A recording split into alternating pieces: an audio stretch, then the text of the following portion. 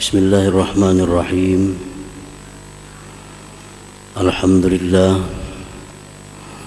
Alhamdulillahilladzi samma nafsahu bil ghaffar yaghfiru dzunuba ibadihi wal auzar. Asyhadu an la ilaha illallah wahdahu la syarika lahu sattar. Wa asyhadu anna sayyidana Muhammadan abduhu wa rasuluhu afdalul akhyar. Allahumma salli wa sallim ala nuril anwar sayyidina maulana Muhammadin miftahi babil yasar wa ala alihi wa sahbihi wa zurriyatihi wa atba'ihi al-abrar, amma ba'd. Al-mukarramun wal muhtaramun ma'asyiral habaib wal ulama, para muhibbin, hadirin, hadirat rahimakumullah. Puji syukur selalu kita haturkan kehadirat Allah Subhanahu wa ta'ala, yang mana dengan taufik dan hidayah serta inayahnya kita pada malam ini kembali dapat berkumpul di Masjid Bustanul Muhibbin yang penuh berkah dan rahmat ini. Salawat dan salam atas junjungan kita Nabi besar Muhammad sallallahu alaihi wasallam dan seluruh keluarga, para sahabat, zurriyat dan pengikut beliau ila yaumil qiyamah. Para muhibbin rahimakumullah, al-khamisah asar min asma'illah al-husna al-ghaffar. Yang ke-15 dari asma'ul husna adalah al-ghaffar. Qala Allah Ta'ala, Allah berfirman, a'udzu billahi minasyaitonir rajim. Rabbus samawati wal ard wa ma bainahuma al-azizul ghaffar. Tuhan langit dan bumi dan antara keduanya yang maha mulia dan al-ghaffar. Wa qala ta'ala ala huwal azizul ghaffar. Wa qala ta'ala astaghfiru rabbakum innahu kana ghaffara. Banyak sekali di dalam Al-Quran Allah menyebut dirinya dengan sebutan nama Al-Ghaffar. Jadi wajib kita percaya bahwa Al-Ghaffar ini salah satu di antara sekian nama-nama Allah Subhanahu wa ta'ala. Qala al-Imam al-Ghazali rahimahullah, al-Ghaffar huwa alladhi azhara al-jamila wa satara al-kabiha wadh-dhunubu min jumlatil kaba'ih allati sataraha bi isbali sitri 'alaiha fid dunya wa tajawuzi an 'uqubatiha fil akhirah. Imam Al-Ghazali berkata, Al-Ghaffar itu adalah yang menampakkan keindahan dan menyembunyikan kejelikan. Dan bermula dosa-dosa itu bagian dari kejelikan. Yang Allah tutupi itu dosa-dosa tadi dengan mengulurkan tutupan atas dosa-dosa itu di dalam dunia dan dengan kemaafan dari siksaannya di akhirat nanti. Nah, itulah makna arti Al-Ghaffar. Secara ringkas kita sebut dengan Maha Pengampun. Jadi Al-Ghaffar artinya Maha Pengampun, itu secara ringkas. Padahal itu bagian aja sebenarnya dari makna Al-Ghaffar. Setiap yang menutupi yang jelek dengan menampakkan keindahan, itu adalah Al-Ghaffar.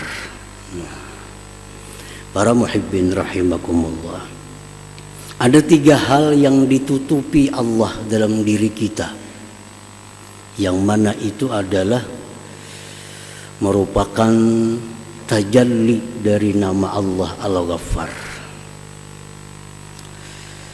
Yang pertama, ditutupi oleh Allah sesuatu yang tidak baik dilihat di tubuh kita ini, seperti usus misalnya, ginjal, jantung. Nah itu kalau kelihatan kada bagus kelihatan. Kayak apa aja orang tuh rupa bungasnya, amun usus beuluran, siapa kepingin? Ditutupi oleh Allah dengan kulit yang bagus. Nah ini bagian dari Al-Ghaffar, menutupi sesuatu yang kada nyaman dipandang dengan sesuatu yang indah. Yang kedua, geritik-geritik hati kita yang jahat itu tidak ada tanda atau alamat di wajah kita. Kita misal hendak menipu orang, adalah bertanda di wajah kita, kita bakal menipu orang. Padahal menipu itu merupakan sifat yang jelek, yang kada bagus di dalam hati kita. Ditutupi oleh Allah. Yang ketiga, dosa-dosa yang ada di dalam diri kita ini pun ditutupi oleh Allah, sehingga kada ketahuan mana orang yang banyak dosa, mana yang kada banyak dosa. Kada terbuka. Ya kalau misal orang banyak dosa tuh bau awaknya kada ada, kalau kada ada. Sama. Orang banyak dosa lawan nang kada sing dosaan sama. Nah ini bagian dari nama Allah Al-Ghaffar. Nah para muhibbin rahimakumullah. Nah dosa-dosa itu bagian dari kejelikan.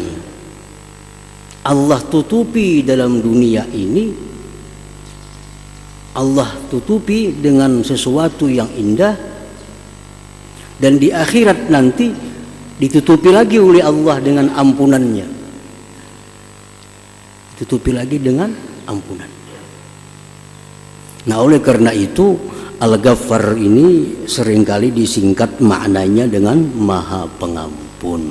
Padahal itu hanya bagian dari makna Al-Ghaffar yang sebenarnya.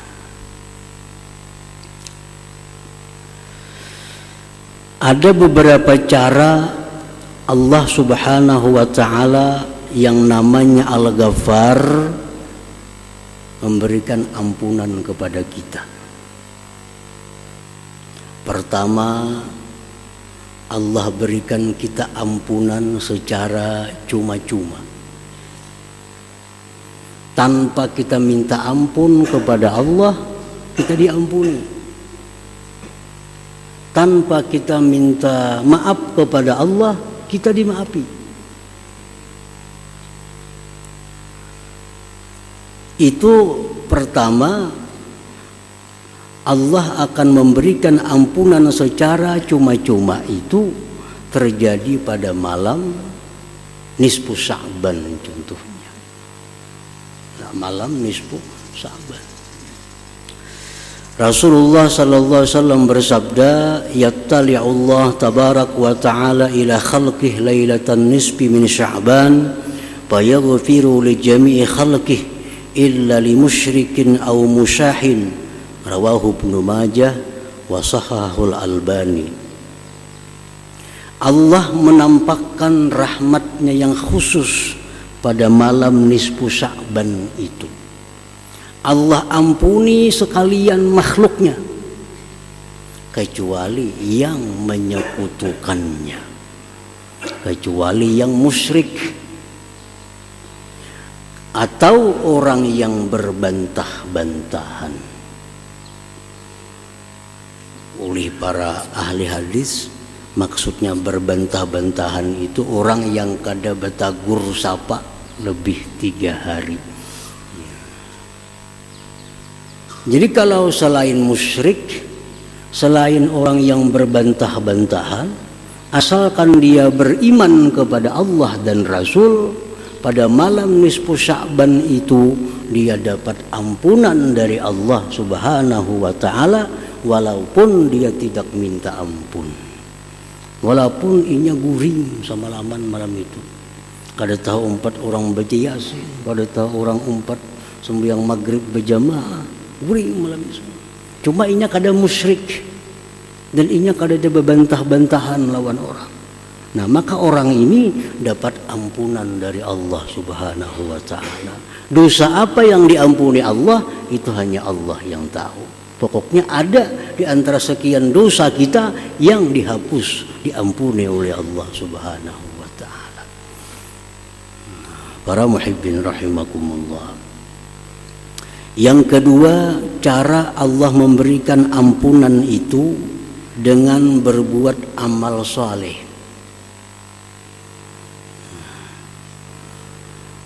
Allah Ta'ala berfirman, wa aqimis salah tarafain nahar wa zulafam minal lail innal hasanat yudhibnas sayyiat. Dirikan sembahyang 5 waktu. Sesungguhnya kebaikan-kebaikan itu menghilangkan kejahatan.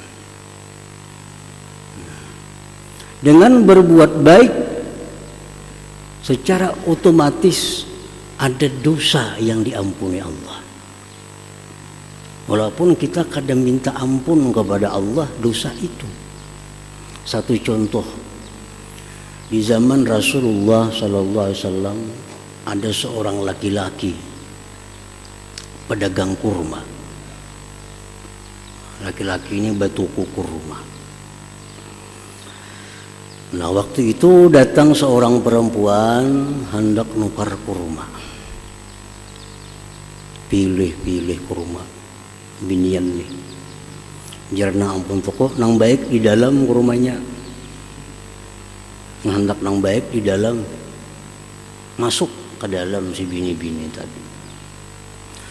Nah, begitu masuk ke dalam si bini-bini tadi, dipeluknya oleh si laki-laki tadi, diciuminya bini-bini itu, berbuat segala macam kecuali hanya satu selain daripada zina. Keluar perempuan tadi.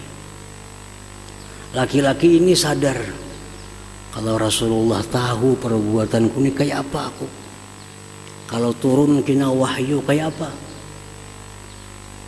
Datang laki-laki ini kepada Rasulullah SAW. Ya Rasulullah, ulun telah melakukan hal-hal yang kada bagus ini. Dan ulun siap menerima hukuman apapun yang diberikan, asal diridhai oleh Allah dan Rasulnya. Rasulullah pun marah pada waktu itu. Engkau telah berkhianat kepada seorang perempuan yang istrinya sedang berjuang fisabilillah. Ini laki-laki si perempuan sedang jihad. Nah, Nabi kita marah.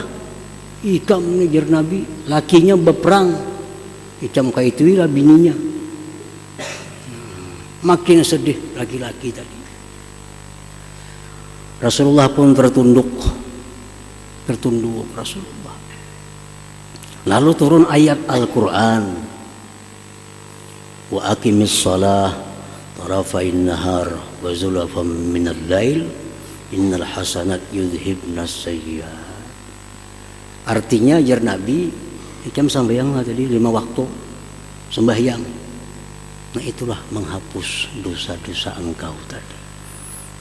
Nah, jadi dosa seperti itu bisa dihapus dengan sembahyang 5 waktu tanpa perlu taubat kepada Allah Subhanahu wa ta'ala.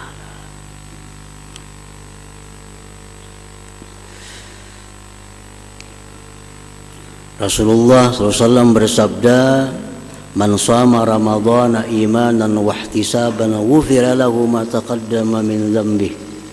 Rawahul Bukhari. Barang siapa yang puasa di bulan Ramadan dalam keadaan beriman, mengharapkan ganjaran dari Allah, diampuni baginya dosa-dosa yang lalu. Jadi puasa itu pun menebus dosa-dosa kita. Cuma dosa apa yang ditebus itu hanya Allah yang mengetahui.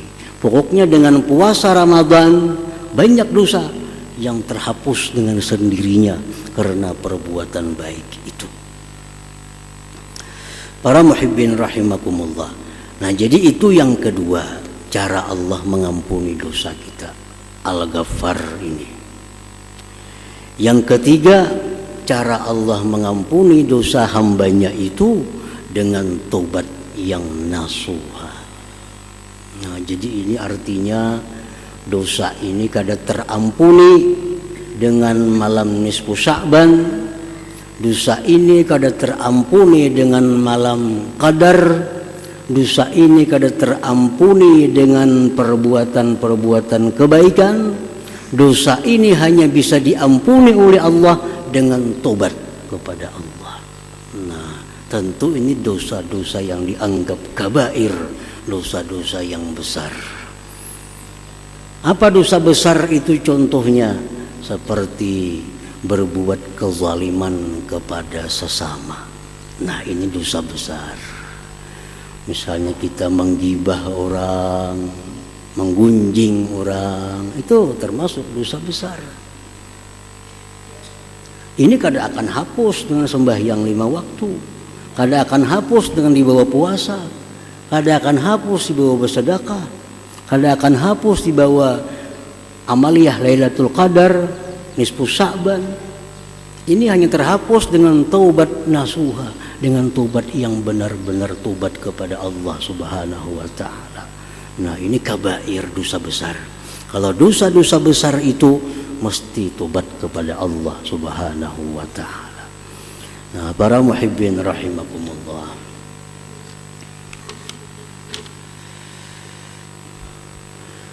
Al-mu'min bismillahil ghaffar ayyastura min ghairihi ma yajibu ayyastura minhu. Orang yang beriman dengan nama Allah Al-Ghaffar.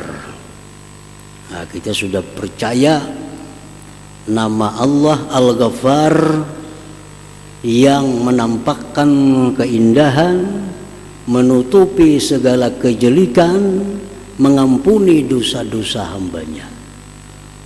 Nah, kita percaya itu. Nah, bila kita percaya itu akan membuat suatu akhlak dalam diri kita. Apa akhlaknya? Bahwa dia menutupi dari orang lain sesuatu yang wajib bahwa dia menutupi daripadanya. Nah, aib orang lain. Allah aja menutupi aib kita. Kenapa kita membuka aib orang lain? Allah adalah menggunjing orang. Kenapa kita menggunjing orang?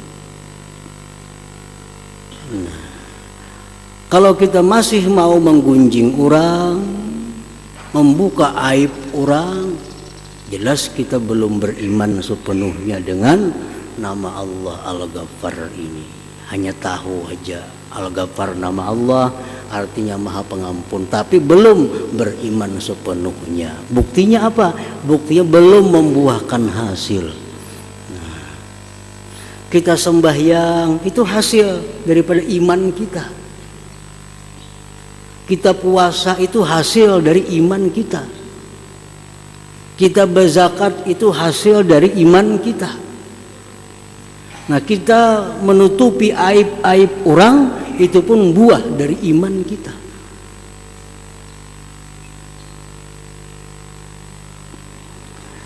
Faqad qala Rasulullah sallallahu alaihi wasallam, man satara aurata akhihil muslim satarallahu auratahu yaumal qiyamah wa man kashafa aurata akhihil muslim kasyafallahu aurata hatta yabdahahu biha fi baitih, akhrajahu Ibnu Majah.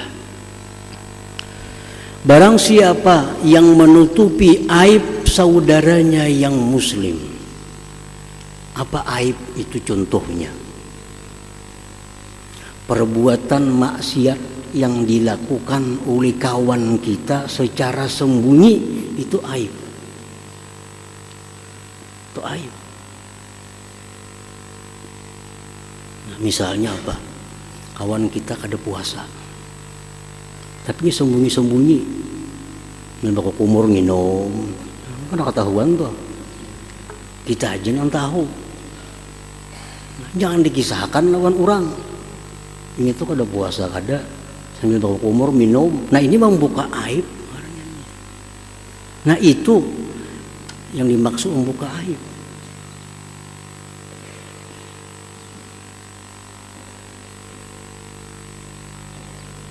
Jadi maksiat-maksiat yang tersembunyi dari diri seseorang itu dikatakan aib. Jangan dikisahkan. Jangan dikisahkan. Ada saatnya kita boleh membuka aib itu pada waktu-waktu tertentu. Misalnya apa? Memberikan satu pendapat kepada orang yang minta pendapat kepada kita. Nah, itu boleh kita membuka aib. Kita tahu orang itu penipu, padahal orang lain kada tahu. Kita aja yang tahu ini itu penipu sebujurnya. Nah, ada kawan kita minta pendapat, ulun hendak berdagang bersamaan lawan inyan itu kayak apa pendapat pian. Kita tahu ini itu penipu. Nah, di situ kita boleh membuka aib, tapi hanya untuk satu orang ini. Jangan berkongsi lawan inya. Inya itu sepengetahuanku penipu. Boleh. Karena ada alasan di mana kita membuka aib itu.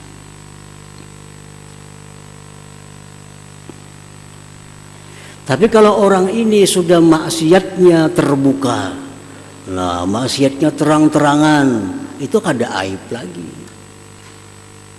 Dikisahkan kemana-mana pun kita kada berdosa, kada menggunjing lagi. Orang ini sudah kada malu berbuat maksiat di tengah-tengah orang banyak, mabuk di tengah orang banyak, kada puasa berukuk di mana-mana misalnya.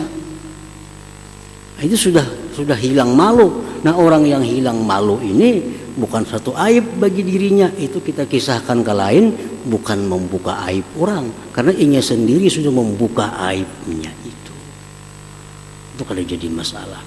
Yang jadi masalah ini orang yang berbuat maksiat dan dia sembunyikan maksiatnya, tapi kita tahu, nah jangan dibuka aibnya itu. Para muhibbin rahimakumullah, kita tahu umpamanya bini-bini ini berselingkuh lawan laki-laki lain, padahal ada lakinya. Jangan diberitahu. Kalau hanya kita yang tahu, kita yang tahu ini tuh berselingkuh lawan laki-laki lain, kada boleh kita mengisahkan ini kemana jua pun, kada boleh. Itu aib bagi dirinya. Kecuali maarak lakinya kasih tu kamari, nah itu sudah kada aib lagi ngarannya. Kalau nya masih sembunyi-sembunyi, berarti itu suatu aib. Nah, jangan dikisahkan kemanapun, itu aib.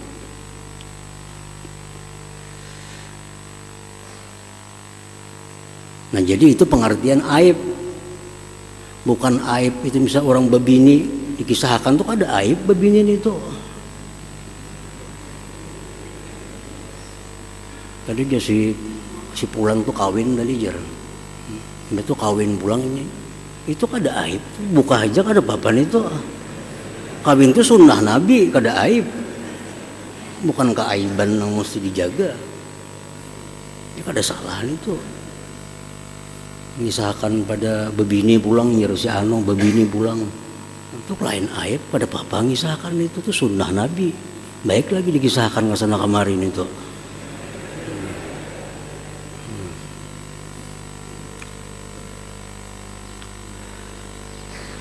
Qala al-Imamul Ghazali.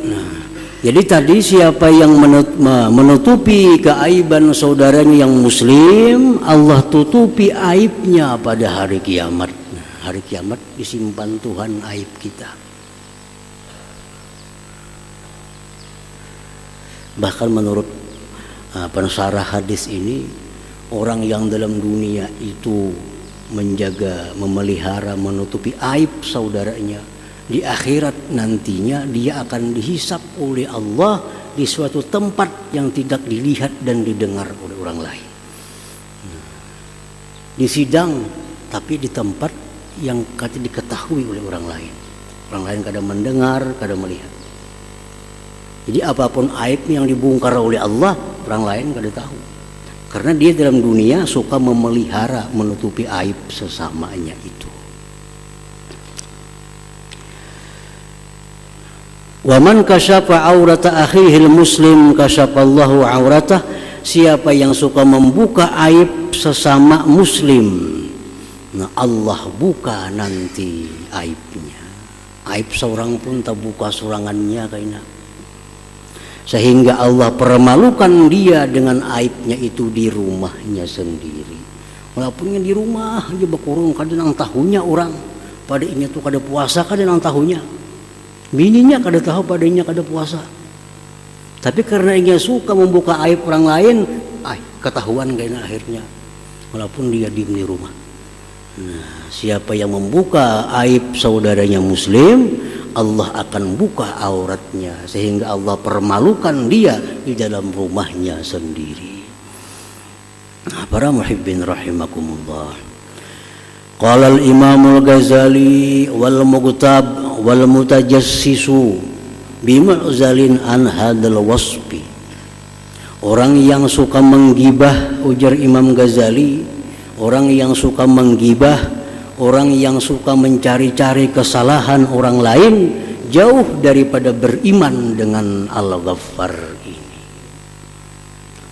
Aib-aib orang lain dicari, kesalahan orang ditutupi lagi, ini dicari-cari kesalahan orang. Nah ini orang jauh sekali daripada beriman dengan nama Allah Al-Ghaffar ini. Wa innamal muttasifu bihi man la yubsi min khalqillahi ta'ala illa ahsana ma fihi. Orang yang beriman dengan Al-Ghaffar, orang yang tidak membuka dari makhluk Allah kecuali yang terbaik pada makhluk Allah itu. Wala yanfaqu makhluqun an kamalin wa naqsin wa an qubhin wa husnin.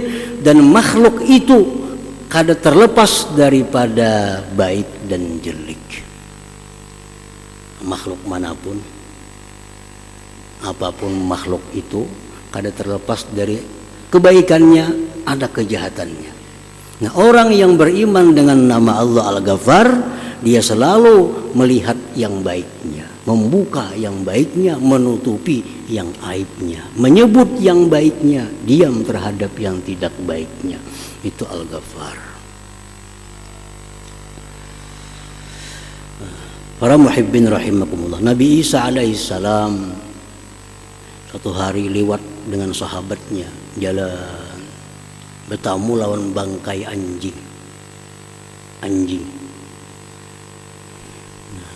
Kalau ujar sahabat Nabi Isa, mau bau buruknya bangkai anjing ini. Nah, itu kan menyebut yang kada bagus tuh, bau buruknya bangkai anjing. Apa jawab Nabi Isa? Ujar Nabi Isa, alangkah putihnya gigi anjing ini. Alangkah putihnya gigi anjing ini. Itu yang terbaik. Setiap manusia pasti ada sisi baik, ada sisi buruk, walaupun sedikit. Ngarannya manusia selain daripada orang-orang tertentu, ada kebaikannya, ada kejahatannya. Nah, paman taghafala anil maqabih wa dzakara al mahasin fa huwa dunasibin min hadzal wasfi. Orang yang tidak melihat, melalaikan, melingahkan kejelikannya dan hanya menyebut kebaikan-kebaikannya, itulah orang yang beriman dengan nama Allah Al-Ghaffar ini. Nah, para muhibbin rahimakumullah, jadi Al-Ghaffar, nama Allah yang ke-15 ini keimanan kita kepadanya menuntut kita untuk menutupi aib sesama dan hanya menyebutkan yang terbaik dari seseorang. Nah, kemudian yang ke-16 insyaallah Al-Qahar. Ila hadratin Nabi sallallahu alaihi wasallam. Al-Fatihah.